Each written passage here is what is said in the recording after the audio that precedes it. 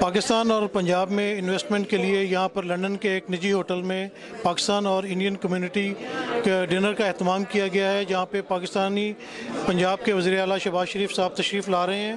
वो अपने डेलीगेशन के साथ यहाँ लंदन टूर पे आए हुए हैं और वो पाकिस्तान और इंडियन बिज़नेस कम्युनिटी के साथ यहाँ पे ख़िताब करेंगे और उनको पाकिस्तान में इन्वेस्टमेंट करने के लिए राग़िब करेंगे। इस मीटिंग का एहतमाम पंजाब के MPA डॉक्टर अशरफ चौहान ने किया है। Respected Chief Minister of Punjab, CM Shahbaz Sharif Sahib, Ministers, MNAs, members of Punjab Assembly, and other delegates travelled from Pakistan, prominent British Asian businessmen and women, friends, ladies and gentlemen. It is my privilege to be able to host this evening.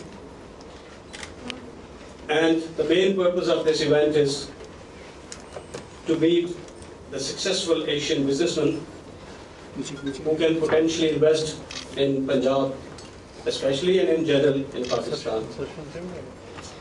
Personally, I am in a unique position, but in a difficult position, because since becoming member of Punjab Assembly, my wife and children always say that you are not with us, and the Chief Minister says that I am not with him.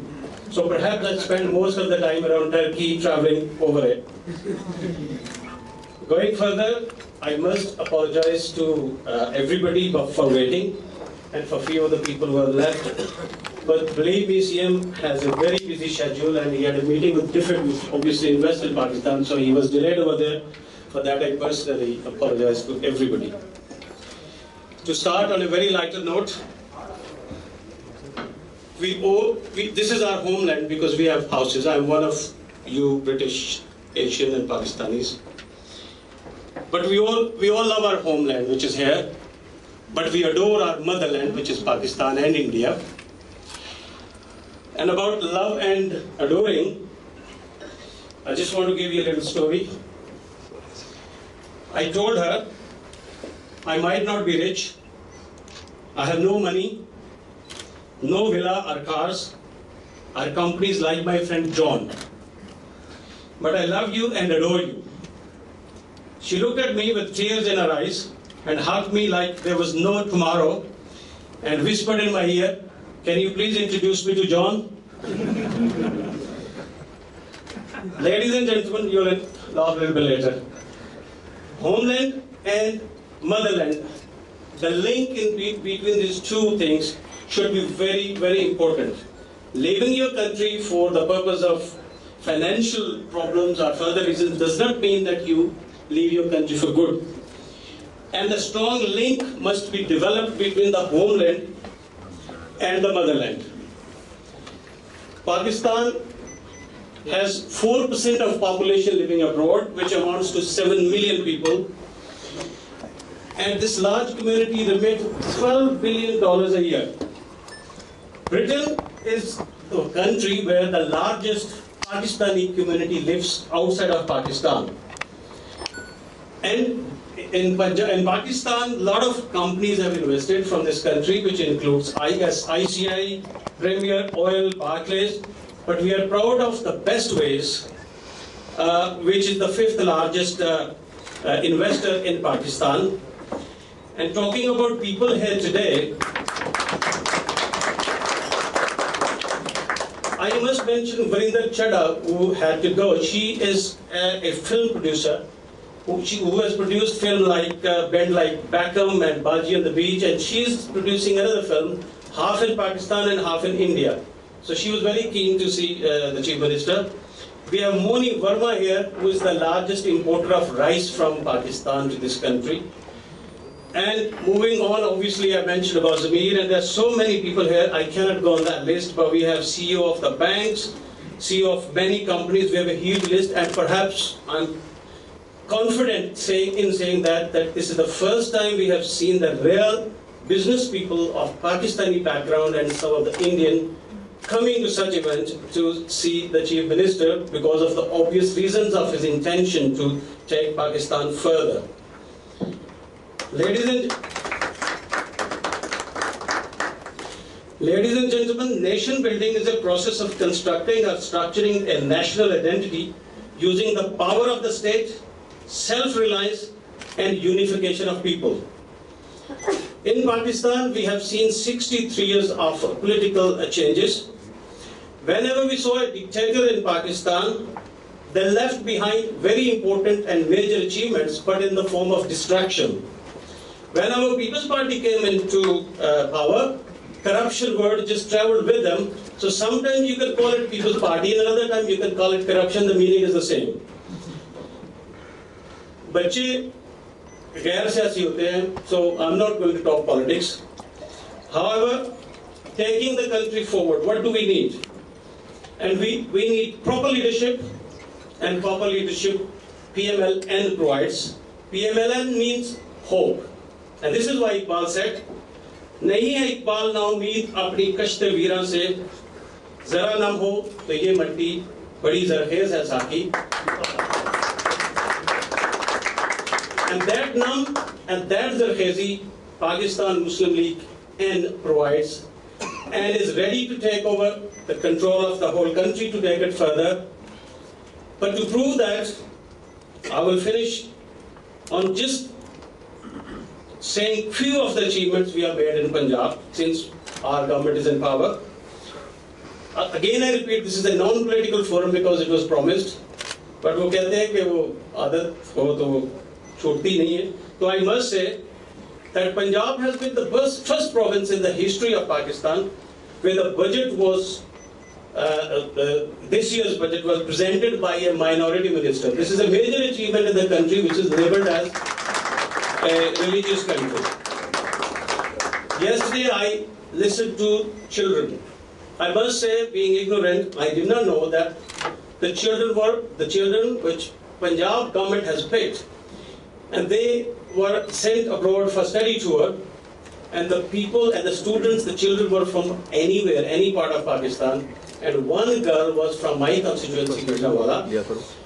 उसकी एक बहन है जो कपड़े सीती है और वो लड़की उससे पढ़ती है और उसने पूरे पंजाब में टॉप किया है. तो इस तरह की from Sindh, from Balochistan, so this initiative should be further appreciated. इसी तरह अभी जो हमारा बजट है पंजाब का, उसमें lot of investment on poor, youth, और जो families, then on power generation. I'm sure CM will like to highlight all those achievements himself. Ladies and gentlemen, it's my pleasure now to invite the Chief Minister of Punjab, Mian Mohammad Shahbaz Sharif.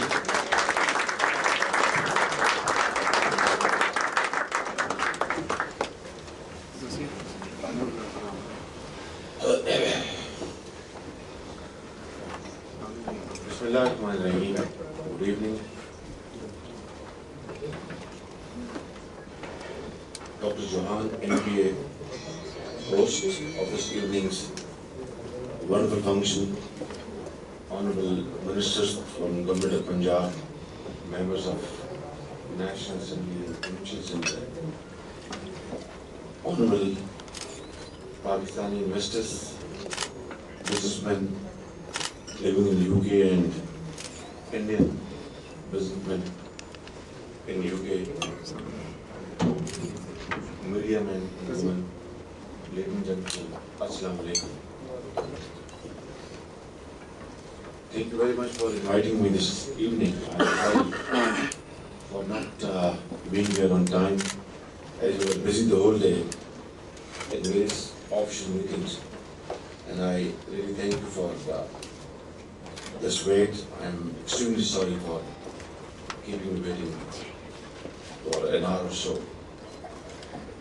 I was here last year also, and a similar gathering was organized here, and we had a very useful discussion at that point in time. And today again, it's a rare honor and pleasure to have this opportunity to meet all of you.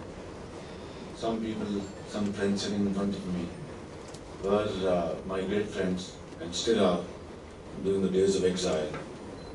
Akhtar, Sayyid Akhtar is sitting here. He's been a great host in Cambridge, and we used to go over there for pheasant shooting. and that was a wonderful time. At least no tensions and no pressures of power outages in Pakistan, of misgovernance and host of other problems. Today I will come straight to the point that you are great ambassadors of Pakistan, all of you. You have worked with the dint of hard work. You have really spent the extra energy, pound of energy, ounce of energy to earn money, make a wonderful livelihood, and obviously, raise the flag of Pakistan abroad through your honesty of purpose and acumen and innovation. And that is why that Pakistani diaspora living in Middle East or UK or Europe or North America have really done wonders through their ingenuity, through their outstanding performance.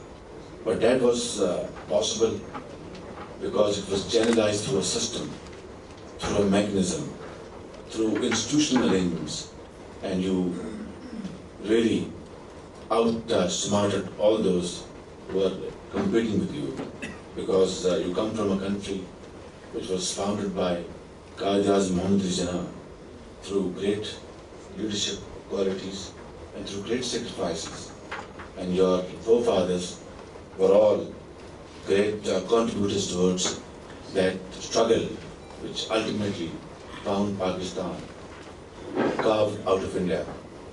63 years down the line, we have serious problems. 47 was the year Pakistan was born, with great hopes that we will leave behind our miseries and difficulties in India, and in Pakistan we will stand on our own feet, and we will have a system which will be based on equity, fair play and justice. And all those who will work hard will be rewarded accordingly. And a system which will be a welfare system, a system which will attract outstanding brains, which will attract investment, which will attract what we call collective effort, so that Pakistan will stand out and shine, not only amongst Muslim countries, but provide leadership to the rest of the world. Ladies and gentlemen, we are here today in 2011. We are suffering from electricity outages to the extent of 5,000 megawatts. Our industry is coming to a grinding halt. Our agriculture is suffering immensely.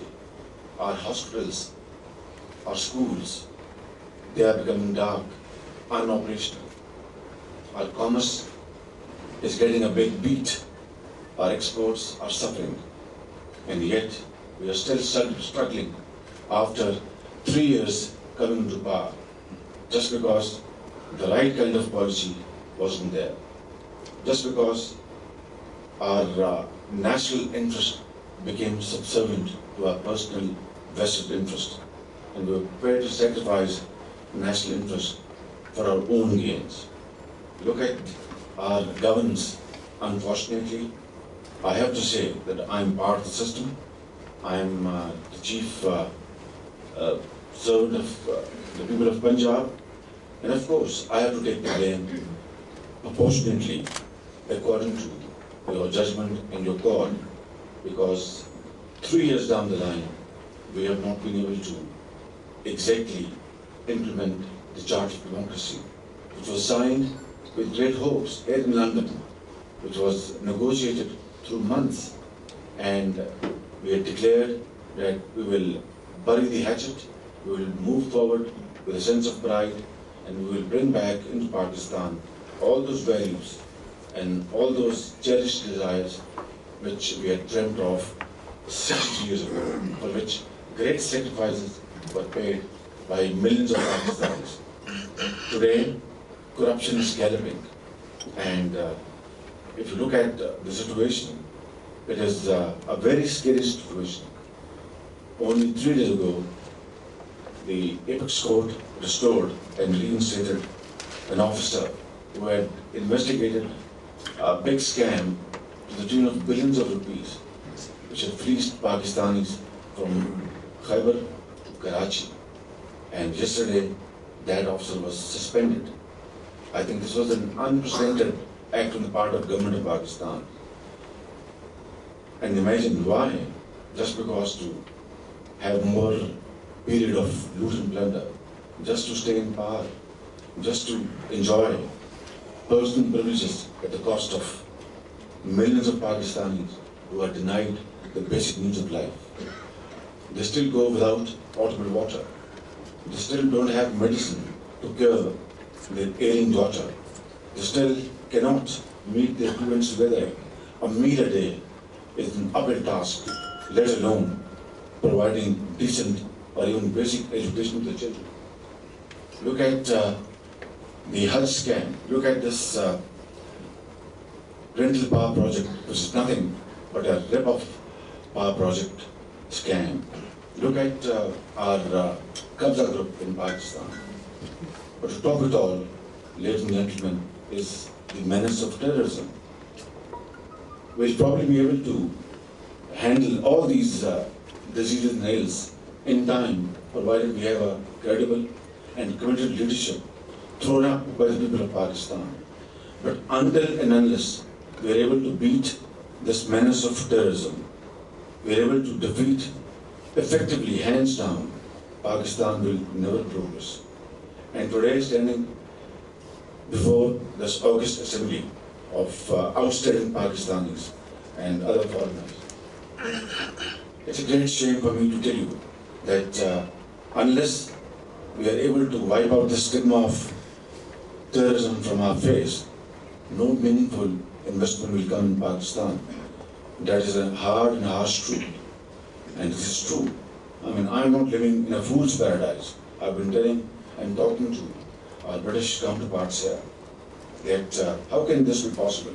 That if Pakistan is not in peace and tranquility, how can we expect foreign investment in Pakistan? Not even expats will come and invest over there. After all, you are telling hard. It's your money earned through your sweat and blood and tears. And you are not going to take a risk, even if it's your motherland, to go back and invest, if it is a risky investment. Now, what we have done about it, 40,000 people have been killed in the last few years. And there can't be a bigger evidence than this, that it's our own war.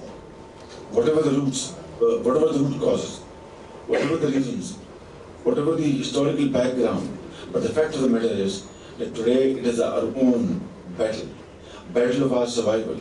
Without beating this menace, Pakistan will never be able to survive, let alone making it a progressive, forward-looking and prosperous country.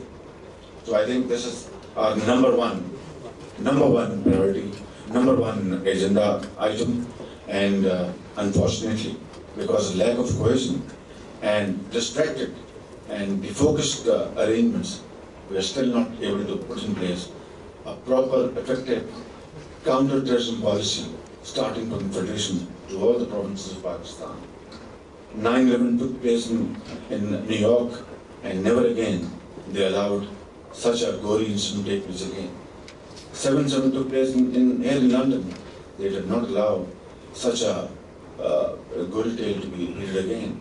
And in Pakistan, unfortunately, Lahore, Dera Ghazi Khan, Faisalabad, Karachi, Quetta, Peshawar, and you name it, it's there. Day in and day out, innocent people are being killed. And as of today, we are disunited. We don't have our roadmap. We don't know our destination. And we are all busy how to thicken our pockets, all busy how to indulge in more loot and plunder, all busy in how to siphon off funds and transfer them to safe havens. This is the sum total of a very, very disturbing situation, very disappointing situation. And people of Pakistan, obviously, like you, over here, are more concerned than Pakistanis themselves in Pakistan because you live thousands of miles away. And of course, when you come back to your houses in the evening after your day's hard work, your mind and heart sleeps not in London, but maybe in Gujranwala, in Gujarkhan, in Lahore, in Karachi, in Quetta, in Peshawar, because you are the son of the soil, because Pakistan is very dear to you, very dear to your heart. I am ashamed and I am embarrassed to put before you all these hard facts and harsh facts. But then, is this the end of the story? Are we going to let this go like this and let the situation deteriorate? I think this must not happen. This will not happen. This shall not happen. And we have to have, then take charge of the situation. We must control the situation. Pakistan is there to live and stay forever. No doubt in 71, half of Pakistan was gone. But this leftover Pakistan must be saved, must be protected, because there will be no other place for us to identify ourselves as Pakistanis. So, ladies and gentlemen, this evening, I am not going to ask you, please come and invest in Pakistan. I am going to ask you, let us stand up and be united and with unity of thought and action, save Pakistan, protect Pakistan. Now, how this can be done? I think it is easy said than done, but it is difficult, not impossible. The most important thing is that we have to have the most honest, dedicated leadership leading Pakistan, showing the way forward. We must conserve our resources. We must conserve our resources to be invested for the betterment of the people of Pakistan, from Peshawar to Karachi, for our children, for those dying women who don't have enough resources to cure themselves from a lethal disease, from a disease which would be easily one can get relief. But just because they don't have a few hundred rupees in their pocket, they die for want of medicine and surgery. We must educate our people, because from Peshawar to Karachi, unless we empower our people, unless our youth is educated, they will become, in one form or the other, in the hands of terrorist outfits or a disgruntled element at best, not interested in Pakistan's welfare. Therefore, it is extremely important that we have to educate our youth. And our youth comprise, I think, 60% of our total population. And this is a challenge. This is an opportunity. Challenge in the sense, if we do not tap their energies and channelize them into productive affairs, then it can be a ticking bomb, sitting bomb, which can explode. An opportunity that if we can channelize their energies into productive areas, they can become the torchbearer of prosperity and progress in Pakistan, harbinger of our future, a very bright future. So it's all up to us. But can we do it? Can the present dispensation arrange it? I think it's very difficult to say in affirmative, because last 3 years are nothing but a glaring example.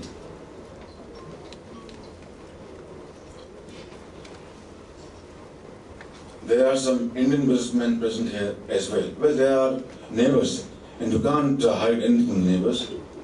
Even if you whisper within your room, they hear. So let's not be.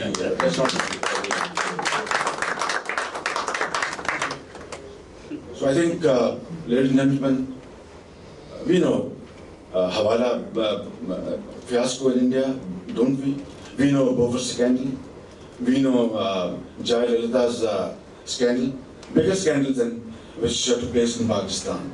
But at least they have a system out there, and the system comes into play whenever there is flesh concern. That's what is missing in Pakistan. If you ask me, what's the difference between India and Pakistan? That they have their systems in place, they have their institutions, weak or strong, in place. Unfortunately, in Pakistan, in the last 6 decades, military rulers annihilated everything under their feet. That's the difference. If we had no martial law in Pakistan, believe me, through a process of filtration, through what we call experience, I think Pakistan today would have been a far more mature society, far more progressive society, far more stronger society than our neighborhood. But that's history. We can't cry over spilled milk. I think it's time that we take things in our hands. I think the entire nation has to stand up and team our efforts together. It is a question of proper planning. No question about the fact that a lot of water has passed under the bridges. We have wasted a lot of energies, a lot of time, but believe me, it's still doable. It is difficult, not impossible. And this is my conviction, this is my belief.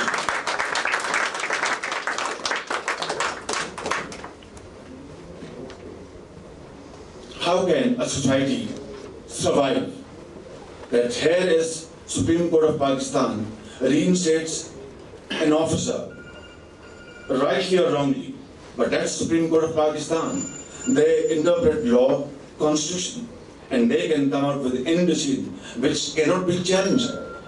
Any decision in Supreme Court of United States of America can be criticized, but can't be stopped from implementation.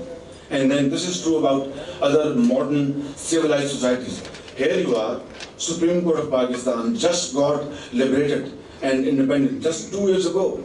And today they take a decision in the national interest of the country, reinstates an officer who, in their judgment and wisdom, they think dug out the most scandalous scandal to the tune of 6 billion rupees of a land scam and got out of their stomachs 1.7 billion rupees back in the coffers of Pakistan and is prepared to do more. It's not only allowed to function, it's suspended just because corrupt practices have teamed together, corrupt elements have teamed together. Now you have seen what had happened in Ahmedabad, in Karachi, and then other very sad incidents. Today, political leadership is at its lowest ebb. The other alternative, one would feel in the past, would come to the rescue of Pakistanis, are also, I think, in a sort of a quagmire, in a very difficult situation. Now, what is the solution? If Supreme Court's orders are not implemented, if they are not respected, and if they are told, you can go to hell, and we are going to stay there forever, and our backers are going to back us, what will happen? It could end up, God forbid, into a very, very, very, very serious accident. It could be anarchy. It could be a civil war, God forbid. Do we want this in Pakistan? Ladies and gentlemen, this is the key question. Investment will come, inshallah, one day. Power will generate, inshallah, one day. Livestock will grow, inshallah, one day. Dairy farming will grow, inshallah, one day. Mining will grow, inshallah, one day. But only if Pakistan is there, if the society is intact, if West Pakistan is there, if Karachi is intact, Peshawar is intact, Quetta is intact, and Lahore is intact. So let's first win the battle of Pakistan. Let's defeat these terrorists. Let the rule of law be supreme. Let's respect the Supreme Court of Pakistan. Let's respect and implement their orders, whether we like it or not, whether they are wrong or right. After all, this is the apex body of Pakistan, which has to lead the way and provide justice to all in country. If we disrespect them and if we dishonor them, then I tell you, state of Pakistan will be in dire trouble. And this is the case today. It can lead to a very serious accident. I think I am here to tell you that inshallah, I have no doubt in my mind, investment will come. Pakistan will stand on its own feet one day soon. One day soon, not in distant future, but today we have to first protect Pakistan's national interest. Today we have to protect Pakistan's vital interest. Today we have to protect and sustain our system, which can only be done through a very strong voice, not only within Pakistan, but Pakistanis overseas. We have to really understand that time is running against us, racing against us. And unless we speed up and control the situation, sooner rather than later, we are going to be doomed. And I am not one of those pessimists. I have always been optimistic, but you cannot afford to close your eyes from hard and harsh facts. And the fact is that we are today, internally and externally, we are under extreme threat. Look at certain powers which are obviously very strong. They are dictating terms. They are compromising our integrity. They are trying to dishonor us. It is a question of Pakistan's life and death. A few crumbs thrown at us, and then we are told that do this, and we are told that we have to be slaves. We are killed at their will. Drones come and kill innocent people day in and day out, and we can't even squeak. This is not the kind of Pakistan Quaid-e-Azam had carved out. If he had known that this is the Pakistan 60 years down the line, which will be not only a very weak state, but totally compromised, and our independence is almost mortgaged, I don't think Quaid-e-Azam would have ever thought of this idea. And look at those millions of Muslims who had laid their life for Pakistan, shed their blood. Their souls are turning in their graves. That this is not the kind of Pakistan we had dreamt of, and we had paid our life for. I think this is a moment, ladies and gentlemen, that moment of introspection, moment of a very open catharsis, a moment of very, very honest analysis, and then correct answers to be sought and implemented. Unless we do this exercise, we have no future at all. I think that is what I want to submit for your kind consideration this evening. Investments, inshallah, nothing will happen to that. It will come. Pakistan will fill the gap.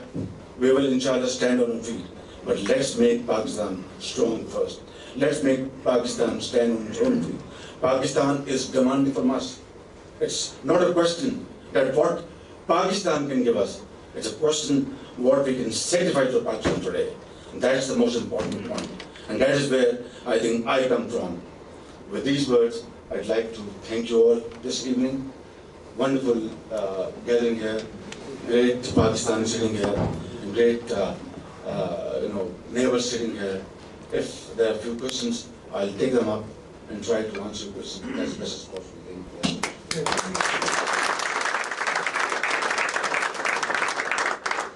Anybody want to ask a question, just raise his hand. Yes, sir, please. Can you switch it on, please?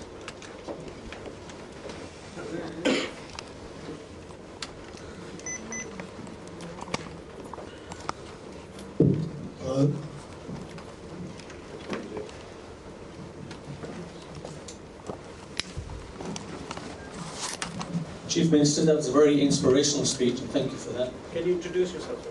My name is Khalid Dar. I'm the chairman of Carter Anderson, but I'm also chairman of an investment project for Pakistan's healthcare, which is called Virtual Hospital. And you mentioned about the old lady who can't afford the 200 rupees to get effective healthcare. I've just spent 8 months trying to get the Punjab government to try and work with us. We're investing £500,000 in Pakistan on this project. And it's been a very, very frustrating process. And just as Pakistan is trying to bring in inward investment, there's a lot of Pakistanis who were born here in the UK who'd like to look back at the country and say, how can we help?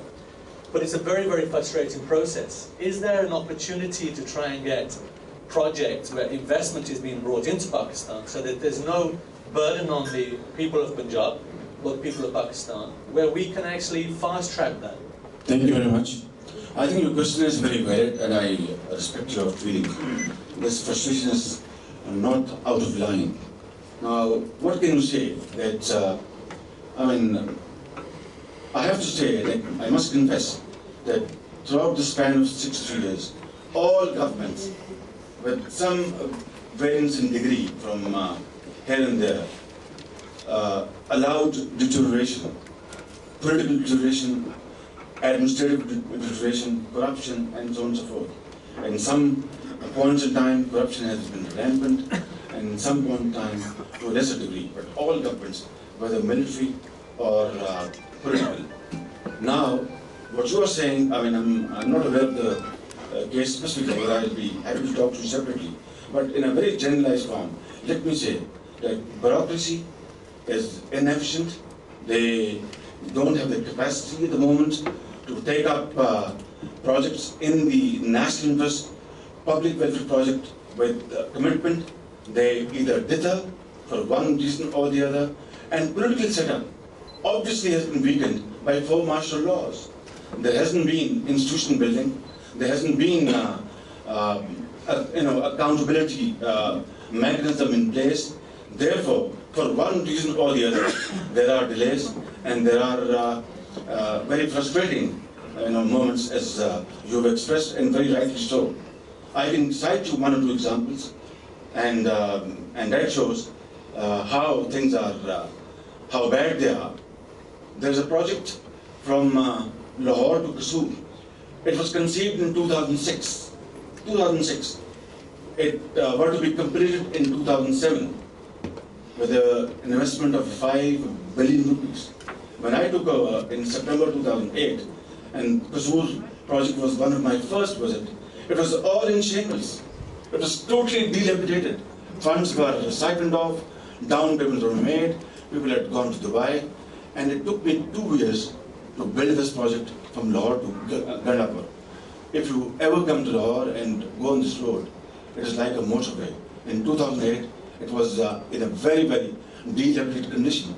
Because I'm not indulging in point scoring. What I'm saying is that when you have this kind of polluted atmosphere which is without checks, without imbalance, without accountability, and the order of the day is to loot money, put it in your pocket and run away, then this frustration is bound to take place. I'm sorry, I apologize, but do let me know. I will take this thing personally, inshallah. But on the health sector, let me tell you and share with you my vision. Today, in the far-flung areas of Punjab, I don't want to talk about Punjab today. I want to talk about Pakistan today. But Pakistan is foremost to me, most important to me, then Punjab, and then KPK, and then Balochistan. That's the order.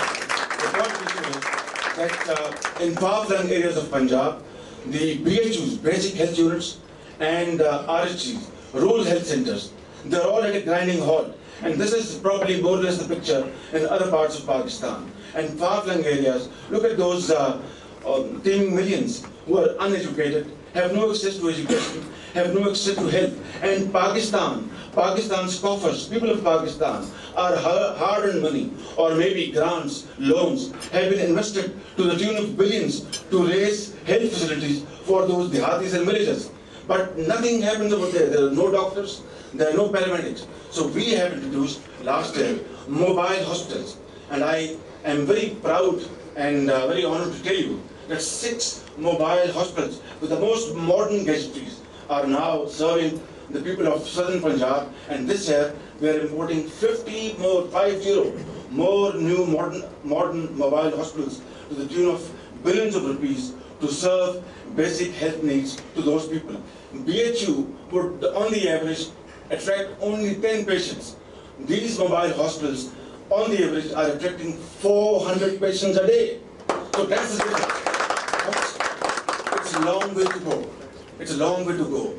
It's a journey which is full of bumpy roads. It's a journey full of impediments. It's a journey full of difficulties. But the longest journey in this world was taken for the first step. We are prepared to take the first step. It's a long way to go. By God, if we team our efforts together, inshallah, we'll reach our destination one day.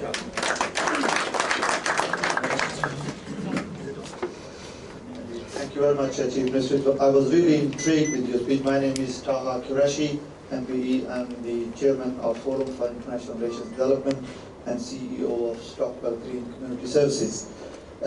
Our main area of work has been for the last 12 years in education and rehabilitation. I met you in your office in May this year, and I did mention to you with regards to the education and rehabilitation. I would like to pick up on your point, and I have a question for you on the menace of terrorism.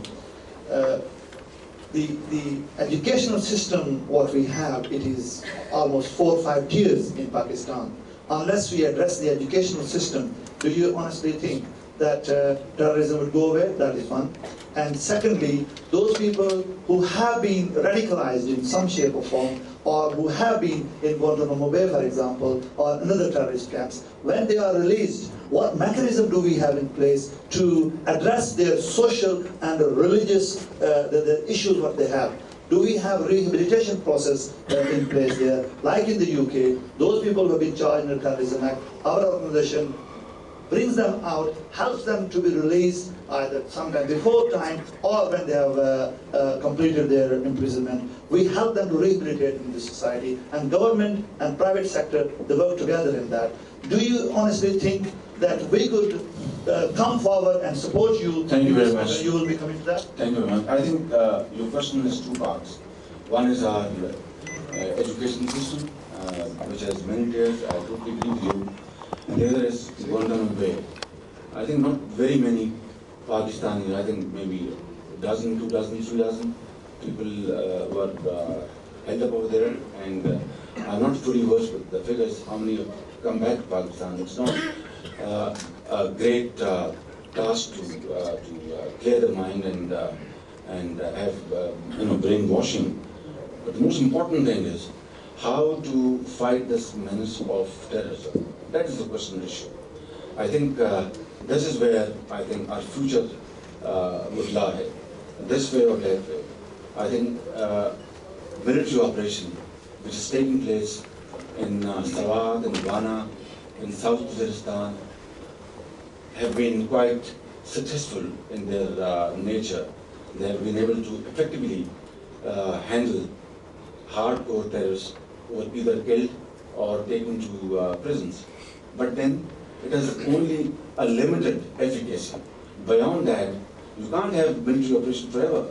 It has to be then dovetailed with what you have just said, proper education, because unless our people are empowered, unless they have this light of education, unless they have the capacity to decide between fiction and between reality, what is wrong and what is right, what is black and what is white. This is all through knowledge. This will all come through education. And we are therefore in Punjab focusing on education to the hilt. We are, for example, Punjab Education Endowment Fund is a fund which has been established by PM government in Punjab in the last 2 years. It has 10 billion rupees, 4 billion rupees more than the dacoity committed in NICL, which was 6 billion rupees. We have 10 billion rupees in Punjab Education Endowment Fund. And this fund means nothing but to empower those thousands and thousands of boys and girls in Punjab, and of course other parts of Pakistan, because we have fixed quotas for other provinces also, to pick up their education bills, whether they want to go to LUMS, to NUST, to a medical college, or to some other engineering university. Imagine that what you are saying is very, very, I think, critical. That a very small percentage of our population has the ability to send the children to quality education centers. And a vast, very, very large majority, crores of people, have no access to even basic education. And this is what Punjab Education Endowment Fund is meant for. It is the first initiative in Pakistan's history. Then we have Punjab Education Foundation. Now this again is a foundation with 10 billion rupees through, now this is through donor money and Pakistani Punjab's own contribution. And this is about investment in students. We finance students through voucher scheme, give vouchers to their parents, and then the parents decide which school they choose to send their children to. And then 4,300 schools in Punjab, a year and a half ago, were connected through IT labs at an investment of 5 billion rupees. 5 billion rupees. And imagine in Cholistan, in Atak, in Rahim Yar Khan, in Fort Monroe, in Murray, in Chakwar, boys and girls can now access the internet and read stories, read books, read Quran Kareem, have its beautiful interpretation, download the most popular newspapers in New York Times, Washington Post, London Times, and have vistas open for their knowledge and not restricted to a very basic kind of knowledge in their own areas, in the remote areas. Then Danish schools are like Eton's and Harrows of London. This morning I was at Tiffin. This is what I was telling them. I have built Danish school and they are equivalent to, if not more, in terms of quality, in terms of boarding and lodging, as Eton is to David Cameron, as Harrow is to late Winston Churchill. And believe me, these schools are meant for the elitist class. Danish are meant for the poorest of the poor. Single orphan, double orphan. Salary of a family not more than 6,000 rupees. 6,000 rupees today in Lahore, you pay 5,000 rupees for one room kiraya. I mean, let alone financing education and health. Can you please, can you please not disturb me? So I think this is the future of Pakistan. This is how we are going to kill the germs of militancy. This is how we are going to rein in terrorists. This is how we are going to make them torchbearers of light, of modernity, of progress, of prosperity in their own areas. They will become their own champions to argue the case with their own families, who have hitherto believed in militancy, in fundamentalism, in sectarian terrorism, in kind of divisive policies. I think this is how Pakistan's future will be carved out. There is no other way. Military operation has limited benefits, no question about it, no question about it. But beyond that, it has to be through socio-economic initiative. If you can kill a terrorist through the bullet of the gun, ultimately you will defeat terrorists through the bullet of education, through the bullet of employment, through the bullet of poverty alleviation, through healthcare, and through economic activity and empowerment and equitable distribution of resources. That is the most pivotal point. You see, don't forget, my dear sir, that the history of terrorism has its own, very thick volumes. How it started in 1980 and Afghan war and that. But now it is being fed on by what? Poverty, by unemployment, by injustice of all kinds, by disparity between haves and have-nots. This yawning gap between rich and poor, that one class has all the benefits of life at the doorstep, and a very, very big majority go without basic needs of life. This is what is feeding terrorism. This is how we are going to kill terrorism. I think all our voices must be joined. If Pakistan has to survive, we'll have to fight this menace first, and then investment, and then commerce, and then trade. Honorable Chief Minister Sahib, Assalamu Alaikum. My name is Pakistani. What I'd like to say is that the British ex-compatriots are very high achievers. We've seen this in Sir Anwar Parvez, Saeed Abbasi, and Amir Khan. And I also think that with regards to investing in Pakistan, no one's invested more in Pakistan than ex-compatriots and people like my father and my grandfather. 80 to 90% of their wages in this country were sent back to Pakistan. In 50 years, what they have sent back to Pakistan, with everything of their sweat and blood in 50 years, in less than 50 weeks, it's all come back to Britain again. Now we talk about terrorism. What is a true terrorist in Pakistan? Is it the man who goes and puts a bomb and then he blows himself up as well? Okay, fine, that's one type of terrorist. But what about the other terrorist who is there robbing Pakistan as we sit here every day and every night? They're robbing Pakistan of its wealth, roti, kapra and makan of the gharib. What's going to happen there? Now sir, my request to you is this. It's not a question, it's a request. I don't belong to any party in this country or in Pakistan, but I admire good people who do great work. And I admire you because I personally feel you're one of the best Chief Minister Pakistan has ever had. For that reason, I will support you, and I ask you this. You said that we can make a difference. No, sir, we will make a difference. And I ask you, as you said, to step back from Punjab a little bit. Pakistan right now needs you. You're a man widely tipped as possibly, and I think most will agree with me here, as the next Prime Minister of Pakistan. Destiny is there for you. Destiny beckons you. We, the British Pakistanis here, appeal to you and request to you. Let's not wait, as you said, there's no more time left. Time for action. Can we ask Mia Shahbaz Sharif that after next Friday's prayer, mobilize the troops. Let's hold those people accountable who are robbing Pakistan, destroying Pakistan, because we can't take this anymore. You are the voice, and we are behind you. Thank you very much. If I may say in lighter vein, आप मेरी नौकरी के पीछे पड़ गए.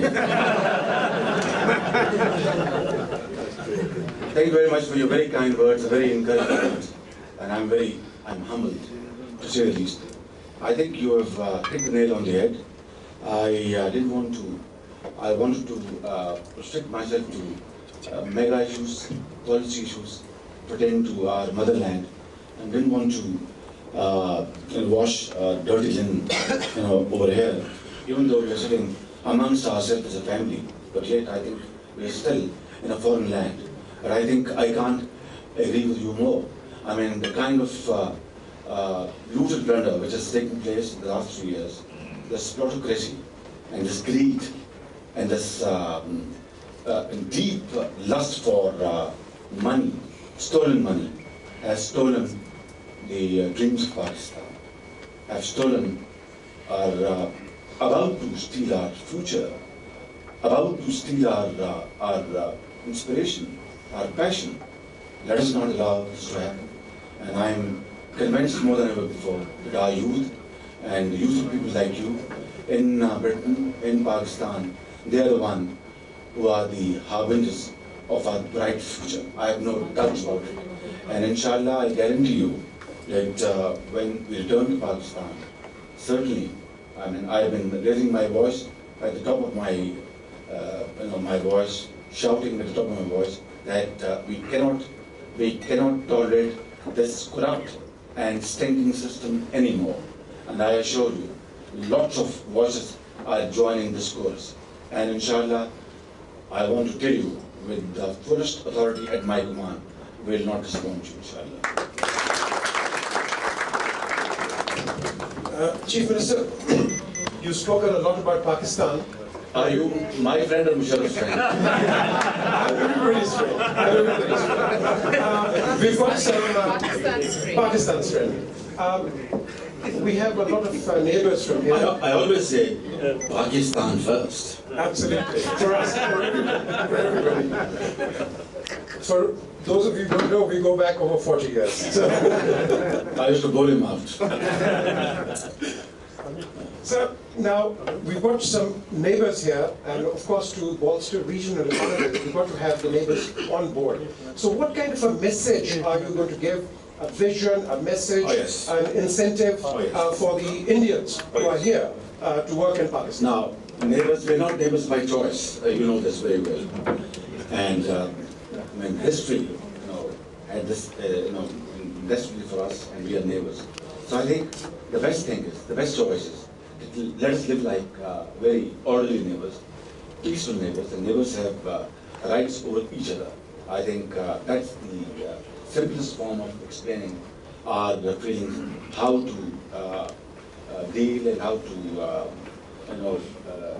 attain an approach towards our neighbors. But I think there are issues involved on both sides. I think those issues are very well known, but we should not allow ourselves to become hostage to those issues alone. We must resolve them, and we should resolve them, because unless and until we resolve our differences, our issues, I mean, permanent peace will never restore in that part of the world. But does it mean that we should put everything on hold? My answer is no. We should not, compromise on our principal stand, but at the same time, we should work out arrangements whereby both countries are able to alleviate poverty. both countries are able to leverage their proximity of distances into economic well-being, into prosperity.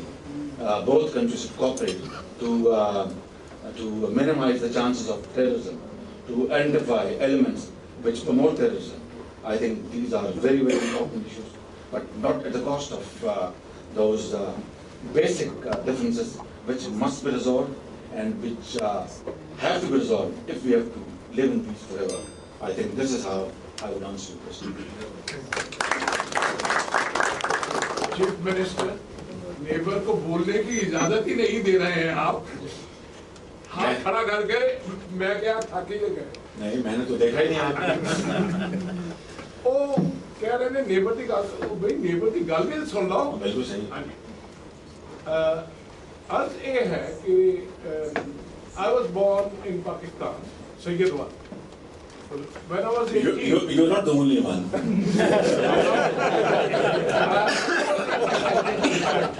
So, business-wise, I hardly know India or Pakistan. But we developed a food trade between India and Pakistan, and we import over here. So I only know the English business, and we import a lot from Pakistan. What I did a few years ago, I thought the purity in food is not the one that we used to experience at one time. Now, I went to India and converted 250,000 farmers to grow food naturally. I showed them how to use drip irrigation. I showed them 250,000 farmers was a model which I am now going to Africa. I would very much like to do it in my home country. That's where I was born. But I'm not going to sit down and promise you anything. I must really shape and see what opportunities, if any, are there. मैं 70 साल का हो गया जनाब ये हुन But you're still looking like Devanand. इस करके मैं गुस्ताखी में खड़ा नहीं होया ते I will come, if I may, see you in Lahore and assess that I want to do same thing what मैं अफ्रीका जाके कर रहा हूँ. Thank you very much. You're most welcome. I will come. Thank you very much. I'll now give you this. Thank you very much. And inshallah mulaqat hosi. There you go. I will send you some DVD of my work that I've done in foreign countries. So please see them, and if you like, agriculturist है हाँ मैं. Thank you very much. शुक्रिया.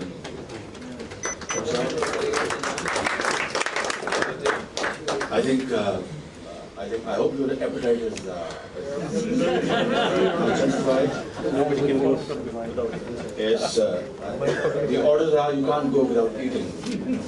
God knows what they're going to offer you. But, I think at the end, for my fellow Pakistanis, brothers and sisters, and my neighbors, here is the message of Ataul al-Qasim.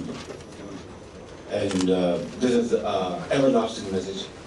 There lies our harmony, there lies our pride, there lies our future, there lies our strength, and there lies our most outstanding, Pakistan's capacity to work hard, to be honest, and to be truthful. And this is for all of you. खुशबुओं का एक नगर आबाद होना चाहिए. खुशबुओं का एक नगर आबाद होना चाहिए. वो जो नौजवान कह रहा था, वो उसका जवाब यही है कि खुशबुओं का एक नगर आबाद होना चाहिए. इस निज़ाम ज़र को बर्बाद होना चाहिए. इन अंधेरों में भी मंजिल तक पहुंच सकते हैं हम. जुगनुओं को रास्ता तो याद होना चाहिए. इन अंधेरों में भी मंजिल तक पहुंच सकते हैं हम. जुगनुओं को रास्ता तो याद होना चाहिए. ख्वाहिशों को खूबसूरत शक्ल देने के लिए ख्वाहिशों की कैद से आज़ाद होना चाहिए। ख्वाहिशों को खूबसूरत शक्ल देने के लिए ख्वाहिशों की कैद से आज़ाद होना चाहिए। और जुल्म बच्चे जल रहा है कूचा व बाजार में, अदल को भी साहिब औलाद होना चाहिए। Ladies and gentlemen, please do not leave the hall. We have been cooking all night, so please eat before you go. Otherwise, we will not see the skills of our cooking. Table number 1 will be served on the seats. All other friends can move.